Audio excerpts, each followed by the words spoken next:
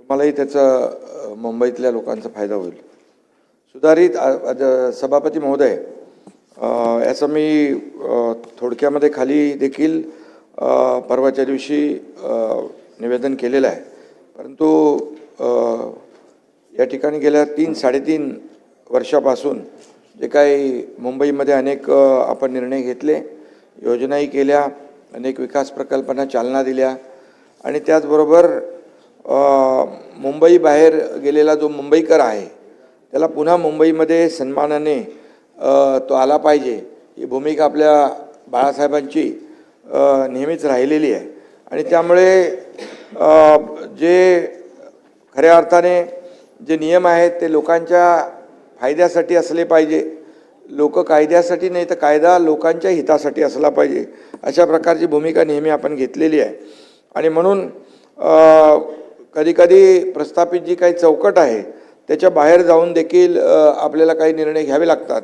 आणि तशा प्रकारचे निर्णय एक भाग म्हणून इमारतींसाठी सुधारित भोगवटा अभय योजना ओसीची योजना लागू करण्याचा अत्यंत महत्त्वपूर्ण निर्णय घेतला आहे. माझ्या मागे आशिष शेलार आहेत आणि त्यांचा नेहमी पाठपुरावा मुंबईतल्या आमदारांचा देखील सातत्याने पाठपुरावा या बाबतीमध्ये होता. आणि त्यामुळे काही नियमाचं उल्लंघन करून उभारलेल्या जवळपास 20,000 इमारतींना ओसी नाही आहे आज मुंबईमध्ये. या इमारतींच्या मूळ मंजूर आराखड्यामध्ये किरकोळ बदल केलेले आहेत, त्यामुळे त्यांना ओसी मिळत नाही. ओसी नसल्यामुळे इमारतीमधल्या रहिवाशांना सभापती महोदय दुप्पट मालमत्ता कर, पाणीपट्टी, मलनिस्सारण कर, इतर जे काही दुप्पट भरावे लागतात निवासीला आणि कमर्शियलला 4 पट. त्यामुळे या इमारतीतील जेव्हा घरं विकायची असतात, खरेदी विक्री करायची असतात, त्यावेळेस देखील यांना बँका लोन देत नाही. त्यामुळे त्यामध्ये देखील अनेक अडथळे निर्माण होत आहेत. त्याच्या ओसी नसल्यामुळे ही घरं विकताना त्यांना योग्य किंमतही मिळत नाही. आणि म्हणून त्याचबरोबर पुनर्विकासामध्ये केवळ मंजूर नकाशाचे क्षेत्र विचारात घेता येतं. त्यामुळे या इमारतींचा पुनर्विकास देखील करणं शक्य होत नाही. आणि म्हणून आणि ओसी नसल्यामुळे त्यांच्या डोक्यावर कायमची टांगती तलवार जी आहे ती असते. म्हणून या समस्येचा उपाय म्हणून शासनाने सुधारणांसह सुधारित भोगवटा अभय योजनेस मान्यता दिलेली आहे. यामुळे 20,000 इमारतींमध्ये राहणारे सुमारे 2.5 लाखांपेक्षा जास्त कुटुंब, म्हणजे 20,000 इमारती म्हणजे 2-2.5 लाख कुटुंब आहेत आणि 10 लाखांपेक्षा जास्त मुंबईकरांना या योजनेचा लाभ होणार आहे. ओसीसाठी अभय योजना लागू करण्यासाठी अनेक सोसायट्या शासनाकडे पाठपुरावा करत होत्या. त्यांच्या मागण्या मान्य करून सरकारने त्यांना मोठा या ठिकाणी दिलासा दिलेला आहे. या योजनेचा फायदा जो आहे, दुपटीने भरावा लागणारा मालमत्ता कर, बँकाकडून पाणीपट्टी कर, बँकांकडून कर्ज मिळणे सुलभ होईल, घरांच्या खरेदी विक्रीला चालना मिळेल आणि त्यांना योग्य किंमत मिळेल. पुनर्विकासामध्ये नागरिकांना त्यांच्या संपूर्ण क्षेत्राचा लाभ घेता येईल. महापालिकेच्या कायदेशीर कारवाईतून देखील त्यांची सुटका होईल. आणि योजनेअंतर्गत प्रस्ताव सादर करताना नियमानुकूल करावयाच्या क्षेत्रासाठी अतिरिक्त चटई क्षेत्र, फंजिबल क्षेत्र, अधिमूल्य प्रीमियम आकारताना रेडी रेकनरच्या प्रचलित दरात 50% सवलत देखील दिली जाईल. आणि पहिल्या 6 महिन्यात जे प्रस्ताव येतील त्यांना कोणताही दंड आकारला जाणार नाही. त्यांना देऊ ना आपण त्याचा फायदा देऊ. आणि 6 महिने ते 1 वर्ष या काळात येणाऱ्या प्रस्तावांना प्रचलित दराच्या 50% म्हणजे अर्धा पेनल्टी आकारली जाईल. पुनर्वसन प्रकल्पात सेल इमारतींमधील त्रुटीमुळे रिहाब इमारतींची ओशी रखडू नये म्हणून रिहाब इमारतींना सेल इमारतीपासून वेगळं करून स्वतंत्रपणे ओसी देण्याचा विचार केलेला आहे. त्यामुळे त्याच्यात ते अडकणार नाहीत. एखाद्या इमारतीमधील केवळ एका सदनिकाधारकाने, एका फ्लॅट ओनरनी वैयक्तिकरित्या ओशीची मागणी केली तर त्याला स्वतंत्र कार्यप्रणाली सुरू करण्याच्या सूचना देखील महापालिकेला दिल्या. त्याला सेपरेट देखील ओसी मिळेल. पाठ ओशी. बरोबर, तो एलिजिबल होईल. तो बाकी लोकांमध्ये अडकून राहणार नाही. या योजनेचा लाभ केवळ रहिवासी इमारतींना नाही तर हॉस्पिटल आणि शाळांना देखील मिळणार आहे. हे देखील तरतूद त्यात केली. मुंबईकरांनी या सुधारित अभय योजनेचा त्यांना लाभ मिळेल आणि मुंबईच्या धर्तीवर राज्याच्या अन्य महापालिकांच्या आहेत त्यामध्ये देखील अशी प्रकरणं जी आहेत त्यांना देखील या धोरणाचा फायदा मिळेल. नगर विकास विभागाच्या अधिकाऱ्यांना मी तशा सूचना दिलेल्या आहेत. त्याचबरोबर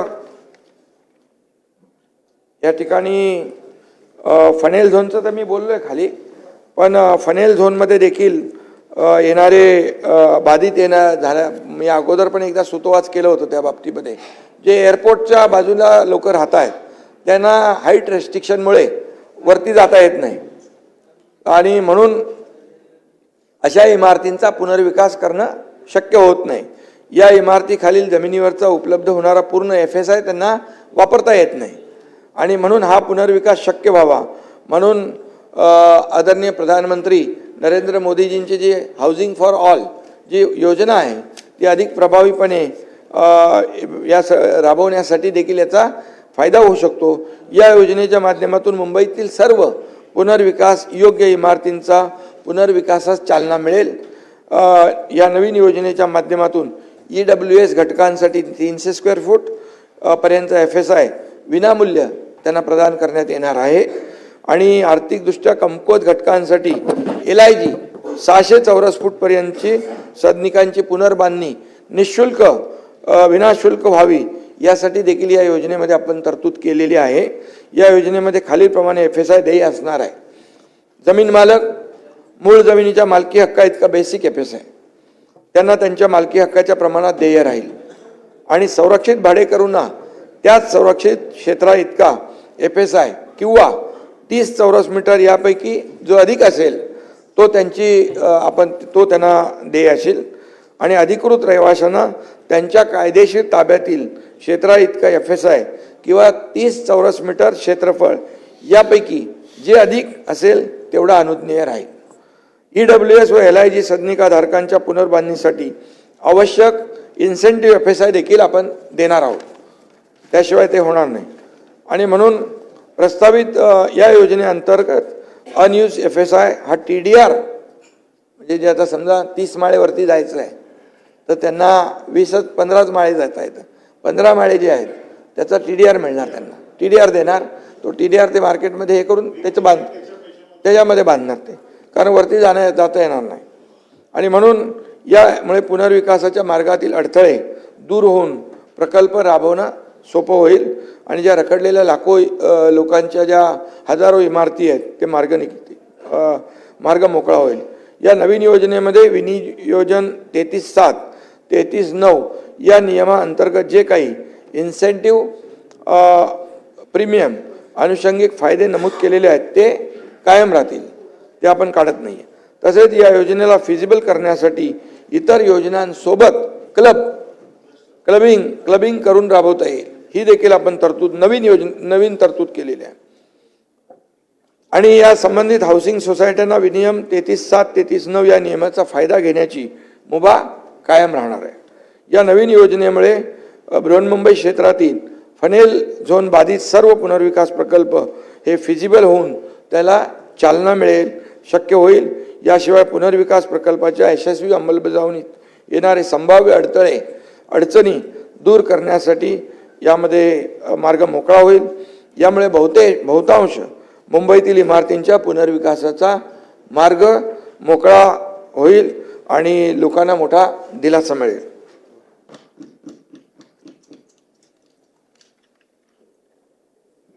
त्याचबरोबर यामध्ये तुम्ही मगाशी काय पत्र दिलेलं मला मनीषा कायंदे मॅडम, त्याचं खाली मुख्यमंत्री महोदयांनी देखील निवेदनामध्ये सुतोवाच केलेला आहे की जे फनेल झोनमध्ये तर आपण करतोच आहे, त्याचबरोबर जी आपली COD आहे कांदिवली जू मिलिटरी परिसर अशी डिफेन्स कांदिवली मालाड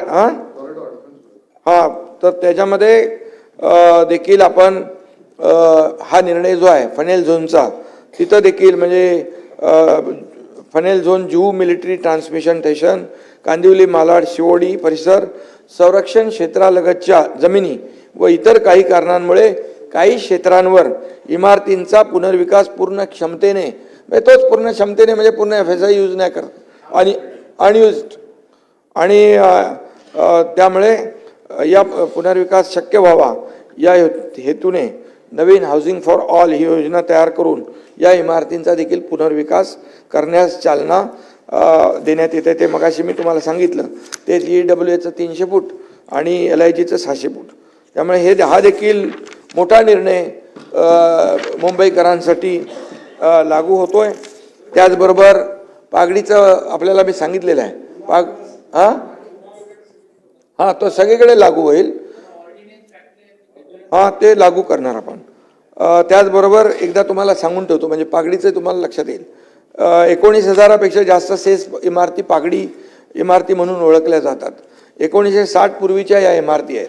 त्यापैकी काही इमारतींचा पुनर्विकास झाला आहे, काही इमारती जीर्ण अवस्थेत आहेत. जवळपास 13,000पेक्षा जास्तीच्या इमारती पुनर्विकासाच्या प्रतीक्षेत आहेत. या इमारतीतल्या भाडेकरूंना महाराष्ट्र रेंट कंट्रोल ॲक्टनुसार संरक्षण प्राप्त आहे, ते प्रोटेक्टेड आहेत. या इमारती तसेच त्यातील भाडेकरू व करारनामे देखील कायदेशीर आहेत आणि शासनाने भाडेकरूंच्या हितासाठी रेंट कंट्रोल ॲक्ट आणून त्यांना प्रोटेक्शन दिलेलं आहे. त्यांच्या पुनर्वसनाच्या हक्कामुळे घरमालकांना त्यांच्या मालकी हक्काचा योग्य मोबदला मिळत नाही, अशी घरमालकांची नेहमी तक्रार आणि वादविवाद आहे. त्याच्यामुळे या घरमालकांमध्ये आणि भाडेकरूंमध्ये खटले मोठे 28,000 अशा प्रकारचे खटले सुरू आहेत लघुवाद न्यायालय इतर न्यायालयांमध्ये. आणि त्यामुळे या पागडीच्या इमारतींच्या पुनर्विकासाला अल्प प्रतिसाद मिळतो आणि ते पुनर्विकास होत नाही. आणि म्हणून भाडेकरू तसेच घरमालक यांचा हक्क अबाधित ठेवलेला आहे आपण. म्हणजे फक्त भाडेकरूंचा विचार नाही, मालकाचाही देखील आपण त्याचा जो अधिकार आहे तो आपण काढलेला नाही. आणि म्हणून आर्थिक दुर्बल घटकांसाठी व अत्यल्प उत्पन्न घटकासाठी EWS आणि LIG हे फक्त FSI देऊन भागणार नाही, तर त्यांच्या घराची विनाशुल्क पुनर्बांधणी खर्चाची तजवीज देखील पुनर्बांधणी करण्याच्या ती देखील गरजेची आहे. त्यासाठी एक स्वतंत्र नियमावली आपण तयार करतोय. त्यामध्ये खालील तरतुदींचा समावेश करण्यात येणार आहे. भाडेकरूंच्या ताब्यातील घराचं जेवढं क्षेत्रफळ आहे तेवढा FSI देय करणे पहिला, आणि मालकांना भूखंडाच्या मालकीपोटी बेसिक FSI देय करणे, म्हणजे मालकाचा जो बेसिक FSI तो. आणि EWS LIG गटासाठी पागडीधारकांना त्यांच्या क्षेत्राच्या निःशुल्क पुनर्बांधणीसाठी लागणारा इन्सेंटिव्ह FSI देखील दिला जाईल. म्हणजे 3 प्रकार झाले: भाडेकरूचं व्याप्त क्षेत्र आणि मालकाचं बेसिक FSI आणि बांधण्यासाठी लागणारा इन्सेंटिव्ह FSI हा आपण त्याच्यामध्ये देतोय. जर काही मगाचं आता फायनलचा जो विषय होता तसा जर कोणत्या कारणामुळे हाईट रेस्ट्रिक्शन किंवा इतर प्रतिबंधामुळे जर या तिन्ही प्रकारचे FSI पूर्णपणे वापरणे शक्य नसल्यास उर्वरित FSI TDRच्या स्वरूपात उपलब्ध करून देण्याची तरतूद देखील याच्यामध्ये आपण ठेवलेली आहे. या नियमावलीमुळे पागडी सिस्टीमच्या जुन्या इमारतींच्या पुनर्विकासाचा मार्ग मोकळा होईल. या जीर्ण इमारतींच्या पडझड होणारी थांबेल, त्यामुळे होणारी जीवित व वित्तहानी टळेल. या इमारतींच्या पुनर्विकासासाठी सध्या अस्तित्वात असलेले अन्य पर्याय जसे 33/7, 33/9 सुरू राहतील. आणि आजवर ज्या इमारतींना या स्कीमचा फायदा झालेला नाही त्यांच्यासाठी देखील हा नवीन एक पर्याय आहे. या व्यतिरिक्त इमारतीमधील भाडेकरू व इमारत मालकांमधील सुमारे मगाशी मी म्हटलं 28,000 प्रलंबित खटले आहेत. या न्याय प्रक्रियेत अनेक कुटुंब अनेक वर्षापासून अडकलेली आहेत. आणि म्हणून पुनर्विकासाला गती देण्यासाठी माझ्या मुख्यमंत्री महोदयांशी देखील चर्चा झाली. लॉ अँड ज्युडिशरी हे खटले निकाली काढण्यासाठी उच्च न्यायालयाच्या पूर्व परवानगीने पुरेशी अतिरिक्त फास्ट ट्रॅक कोर्ट देखील आपण सुरू करू, जेणेकरून 3 वर्षात सर्व खटले निकाली निघतील आणि त्यांचा पुनर्विकासाचा मार्ग मोकळा होईल. यामुळे पागडी तत्वावर राहणाऱ्या लाखो मुंबईकरांना मालकी तत्वावरचं हक्काचं घर मिळेल. आणि महत्त्वाचं म्हणजे भाडेकरू तसेच मालक या म्हणजे मालकावरही आपण अन्याय केलेला नाही. मालकाचा अधिकार जसा आपण क्लस्टरमध्ये ठेवलेला आहे तसं इथं देखील मालकाचा अधिकार ठेवला आहे. त्यामुळे मालक देखील कुठं परत ते काय लिटिगेशन करण्याची आवश्यकता गरज कोणाला भासणार नाही. पण यामुळे पुढील काही वर्षामध्ये मुंबई पागडी मुक्त होईल आणि त्यांना मालकी हक्काचं घर मिळेल. आणि यामध्ये काही अडचणी उद्भवल्यास तर त्याच्यामध्ये आपल्याला त्या वेळेस नियमामध्ये आणखी काही सुधारणा करायची असेल ती देखील करण्याची आपली तयारी आहे. यामुळे मुंबईच्या बाहेर गेलेला मुंबईकर जो आहे तो पुन्हा या मुंबईमध्ये राहायला येईल. त्याचबरोबर गिरणी कामगारांच्या घरकुले जी आहेत त्या बाबतीत देखील कापड गिरण्यांच्या सन 1982च्या संपानंतर बृहन्मुंबई विकास नियंत्रण नियमावली 1991 मधील विनियम 58 मध्ये दुरुस्ती करण्याबाबत आपला निर्णय झाला आहे. 58 बंद आजारी कापड गिरण्यांची मोकळी जागा व शिल्लक चटई क्षेत्र यांचं वाटप जे पूर्वी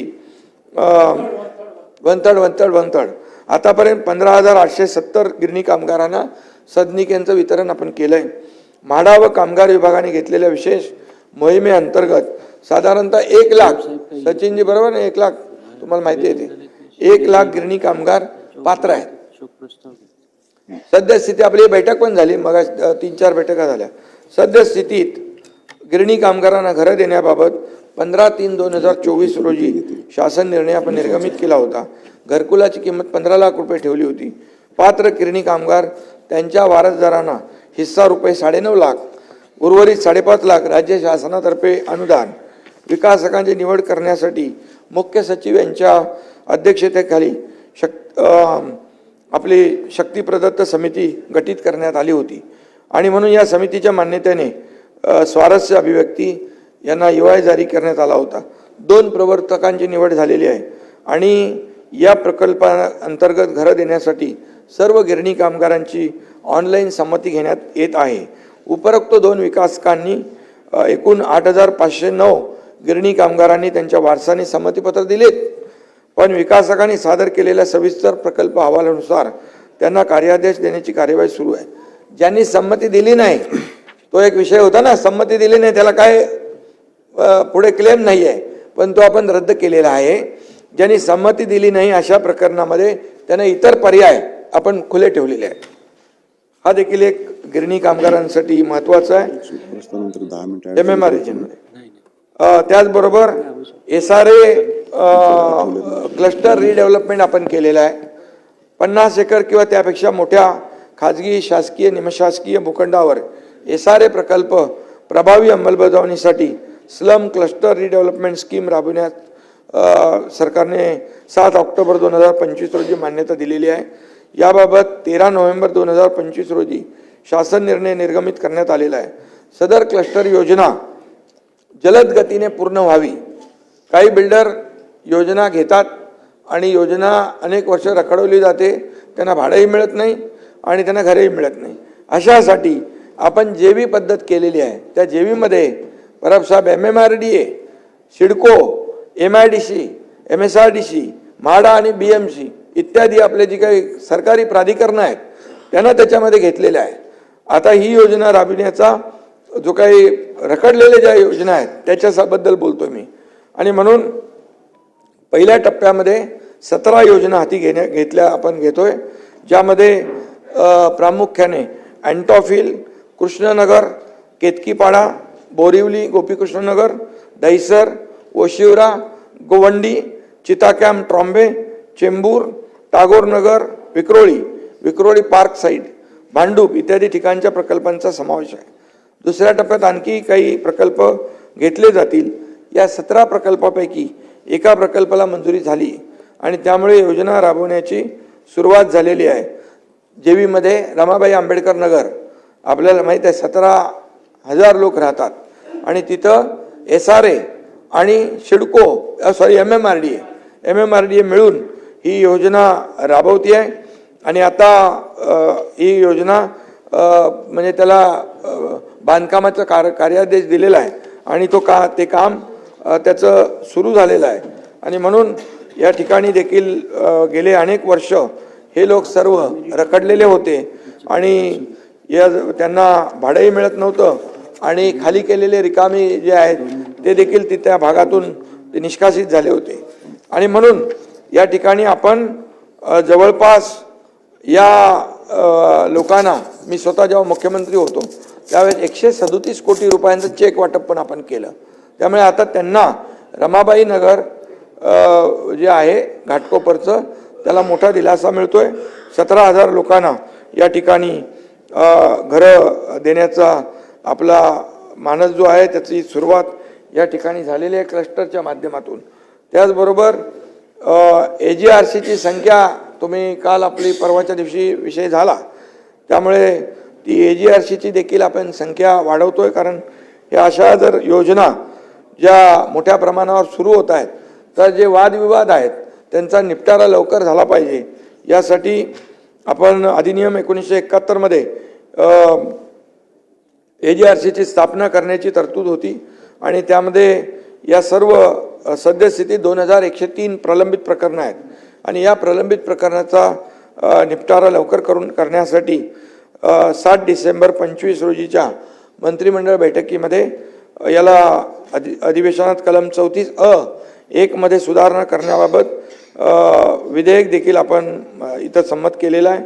आणि म्हणून BMCच्या लीज प्लॉटवर महापालिकेचे कर्मचारी जी घरं बांधलेली आहेत त्याकरता नवीन योजना आणण्याचं देखील म्हणजे त्यांना प्रीमियम काहीतरी जास्ती घेतात आणि त्यामुळे ती रिडेव्हलपमेंट महापालिकेचे कर्मचारी सफाई कर्मचारी असतील आणखी जे काही इतर विभागाचे कर्मचारी असतील त्यांच्या ज्या वसाहती आहेत त्यांचा पुनर्विकास रखडलेला आहे आणि म्हणून त्यांचा देखील पुनर्विकास झाला पाहिजे यासाठी तशा प्रकारचं धोरण महापालिकेने प्रस्ताव तयार करावा आणि नगर विकास विभागाच्या माध्यमातून त्याला मान्य करून जे काय त्यांना आपल्याला FSI मध्ये जे काही सवलत द्यायची आहे किंवा ज्या रूल्समध्ये काही बदल करायचे ते देखील आपण करतोय.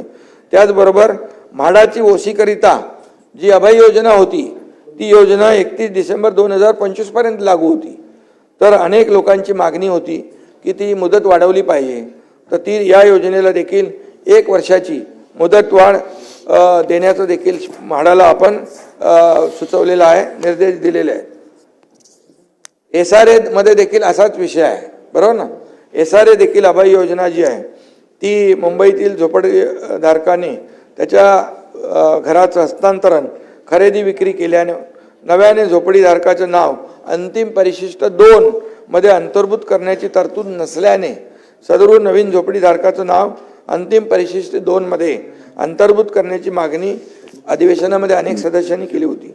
त्यानुसार अशा झोपडीधारकांकरता एक वेळची अभय योजना राबविण्याकरता 1 ऑक्टोबर 2024ला निर्णय घेतला होता आणि ती 3 महिन्यापुरती मर्यादित होती. त्यानंतर ती आता योजनेची मुदत 31 मार्च 2025 पर्यंत वाढवली होती. परंतु आता या योजनेचा लाभ घेण्यापासून अनेक लोक वंचित आहेत आणि मग या SRA अभय योजनेला देखील आपण 31 डिसेंबर 2026 पर्यंत मुदतवाढ या ठिकाणी देण्याचा निर्णय या ठिकाणी घेतोय जेणेकरून त्यांना त्याचा फायदा होईल. त्याचबरोबर PAP साठी हाऊसिंग स्टॉक जो आहे तो देखील वाढला पाहिजे आणि म्हणून त्यामुळे मग प्रकल्प बाधित आहेत त्यांना घरं मिळत नाहीत, विरोध होतो, संघर्ष होतो आणि म्हणून फॉरेस्ट, मँग्रोव्ह, CRZ इत्यादी ठिकाणी इन सिटू पुनर्विकास होऊ शकत नाही. त्यामुळे बऱ्याचशा पायाभूत प्रकल्प जसे रस्ता रुंदीकरण, मेट्रो, पाणी योजना, मलनिस्सारण योजना प्रकल्प जलद गतीने पुढे नेण्यासाठी PAPची जी गरज आहे ते म्हणून या ठिकाणी समाजातील गरीब गरजू घटकांना जसं गिरणी कामगार आहेत, डबेवाले आहेत, माथाडी कामगार आहेत आणि इत्यादी लोकांना घरं देण्याचं शासनाने धोरण स्वीकारलेलं आहे. या सर्वांना घरं वेळेवर मिळावी याकरता मोठ्या प्रमाणावर राज्य स्तरावर हाऊसिंग स्टॉकची आवश्यकता भासते आहे आणि या सर्व घटकांना घरं देण्यासाठी शासनाच्या विविध योजनेतून उपलब्ध होणाऱ्या हाऊसिंग स्टॉकला एकत्रित करून त्याचा सुनियोजित प्राधान्यक्रमाने वितरण करण्याचं म्हणजे एक हाऊसिंग बँक आपण तयार करतोय जेणेकरून या लोकांना आपल्याला देता येईल. आणि म्हणून या हाऊसिंग स्टॉक करता मुंबईतील 33/7, 33/9, 33/12B यासह विविध योजना तसेच राज्यस्तरावरील इन्क्लुझिव्ह हाऊसिंग PMY इत्यादी योजनांचा समावेश करण्याचा आमचा सरकारचा मानस आहे आणि या हाऊसिंग स्टॉकमुळे जुन्या लोकांना तातडीने घरं देणे तसेच नवीन प्रकल्पांकरिता मुबलक हाऊसिंग स्टॉक उपलब्ध होण्याची संधी या ठिकाणी मिळेल. त्याचबरोबर सभापती महोदय, एक अतिशय महत्त्वाचा विषय आपण या ठिकाणी धोरण करण्याचा आपला प्रयत्न आहे की मँग्रोव्ज आहेत, म्हणजे खाजगी जमिनीवर मँग्रोव्ज आहेत, पण ते मँग्रोव्ज त्याला योजना नाही आहे आणि त्यामुळे खारपुटीची तोड होऊन अतिक्रमण त्याच्यावर होतं आहे, इलिगल बांधकामं होत आहेत आणि यासाठी त्याचं संरक्षण आणि संवर्धनासाठी म्हणजे मँग्रोव्ह पार्क पर्यावरणाचा विषय आहे.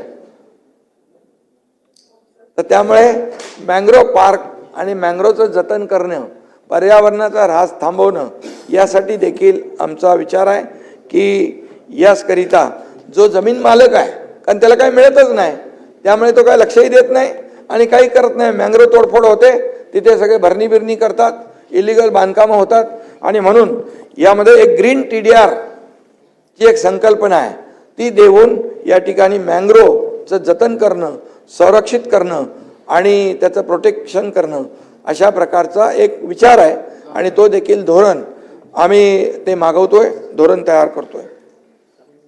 त्याचबरोबर झोपडपट्टी पुनर्वसनाची या ठिकाणी जी योजना आहे त्यामध्ये देखील ही झोपडपट्टी पुनर्वसन योजना 1971 मधील कलम 13(1) मध्ये सुधारणा आपण करतोय. झोपडपट्टी पुनर्वसन योजना जलद गतीने राबविण्यासाठी झोपडपट्टी पुनर्वसन क्षेत्र म्हणून घोषित केल्यानंतर विकासक, जमीन मालक, संबंधित झोपडीधारकांची संस्था यांच्याकडून झोपडपट्टी पुनर्वसन योजनेचा प्रस्ताव सादर करण्याचा कालावधी हा 120 दिवसापासून 60 दिवसापर्यंत कमी करण्यात आला आहे. यामुळे प्रकल्पांना गती मिळेल आणि याबाबतची अधिसूचना 29/8/2025 रोजी निर्गमित केलेली आहे. त्यामुळे खाजगी जमिनीचं भूसंपादन लवकरात लवकर करणं शक्य होईल आणि त्यामुळे झोपडपट्टी धारकांचा पुनर्विकास योग्य वेळात होईल. त्याला प्रलंबित भाडं जे आहे ते देखील वेळेवर मिळेल आणि यामध्ये असं आपण केलेलं आहे, अधिनियम 1971 मध्ये कलम 33(b) नव्याने समाविष्ट केलेला आहे. झोपडपट्टी वासियांना देय असलेलं प्रलंबित भाडं आणि झोपडी पुनर्वसन प्राधिकरणाला देय असणारा रकमा आणि थकबाकीची वसुली करण्यासाठी संबंधित विकासकाच्या मालमत्तेची जप्ती आणि विक्री करून रक्कम वसूल करण्याची नव्याने तरतूद करण्यात आलेली आहे. याबाबतची अधिसूचना देखील 29/8/2025 रोजी निर्गमित केलेली आहे. त्यामुळे ही झोपडपट्टी पुनर्विकास योजना देखील अतिशय वेगवान पद्धतीने मार्गी लागेल. आणि शेवटचं एक आहे, आपली बैठक झाली होती शशिकांतजी सिडकोच्या घराबाबतीमध्ये. सिडकोतर्फे नवी मुंबईतील खारघर, वाशी, खारकोपर, तळोजा, उल्वे, कळंबोली, कामोठे, पनवेल या परिसरामध्ये 17,000 घरं बांधण्यात आली आहेत. त्या घरांची लॉटरी प्रक्रिया पुढील 2 महिन्यात पूर्ण करण्यात येणार आहे. वेगवेगळ्या प्रवर्गांसाठी घरांसाठी वेगवेगळे दर आहेत. त्या घरांसाठी सिडकोने निश्चित केलेल्या दरामध्ये काही लोकांनी मागणी केली होती की रकमा जादा आहेत आणि म्हणून यामुळे प्रधानमंत्री नरेंद्र मोदीजी यांच्या सॉरी तू मागे दिसला नाही, यांनी सगळं पुस्तक एकदम पूर्ण अभ्यास करून सगळं फायली घेऊन आलेला आणि चांगलं आहे, अभिनंदन. आणि त्यामुळे मी त्यांना सांगितलं तुमचं काय मी ऐकणार नाही, विक्रांतने भरपूर दिल्या सांगितलं मला आणि शशिकांतजींनी. त्यामुळे प्रधानमंत्री नरेंद्र मोदीजी यांच्या संकल्पनेतील हाऊसिंग फॉर ऑल या धोरणाला चालना मिळून परवडणाऱ्या घरांची संख्या आपल्याला वाढवतोय आणि त्यांना दर्जेदार घरं मिळतील. यासाठी आपण EWS आणि LIG दोन्हीमध्ये 10% आपण रकमा कमी करतोय आणि 10% त्याच्यामध्ये सूट देऊन या ठिकाणी त्यांना जे आता रकमा ज्या आहेत त्या 10%ने शशिकांतजी कमी करून घेण्याचा निर्णय आपला झालेला आहे. यूट्यूबवर सुद्धा रायगड टाइम्स सर्च करा आणि पहा रायगडच्या कानाकोपऱ्यातील प्रत्येक बित्तम बातमी. आणि हो, लगेचच सबस्क्राईब बटनवर क्लिक करायला विसरू नका. रायगड टाइम्स, आपलं चॅनल, आपला आवाज.